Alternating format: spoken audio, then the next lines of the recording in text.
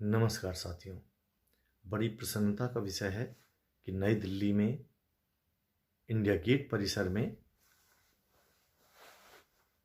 भारत के राष्ट्रीय युद्ध स्मारक का निर्माण किया गया है, नेशनल वॉर मेमोरियल। यह स्मारक आज़ादी के बाद जितने भी युद्ध भारत में हुए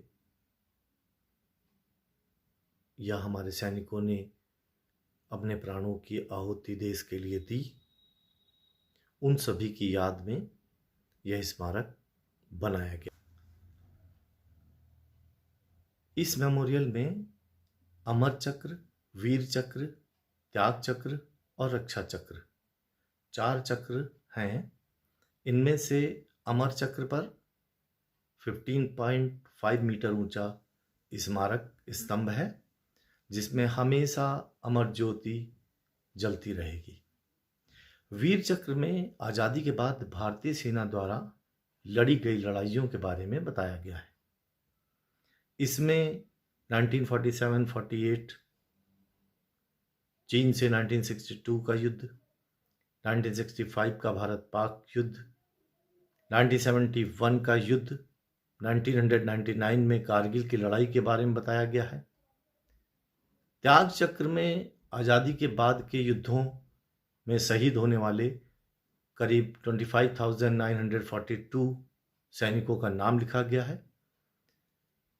इसमें 16 दीवारें हैं। इन सभी पर सुनहरे अक्षरों में शहीदों का नाम लिखा गया है। इसमें नौसेना, वायुसेना और थल सेना के सैनिकों का नाम शामिल है।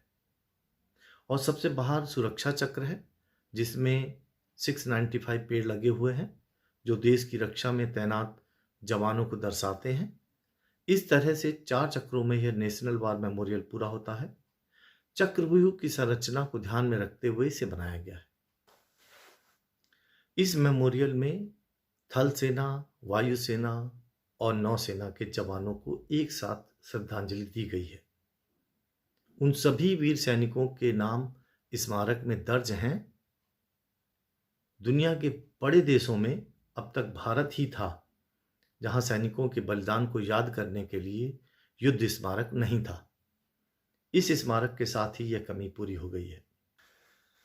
नेशनल वॉर मेमोरियल के पास ही 21 परमवीर चक्र पुरस्कार विजेताओं की कांस्य प्रतिमाएं भी बनाई गई हैं।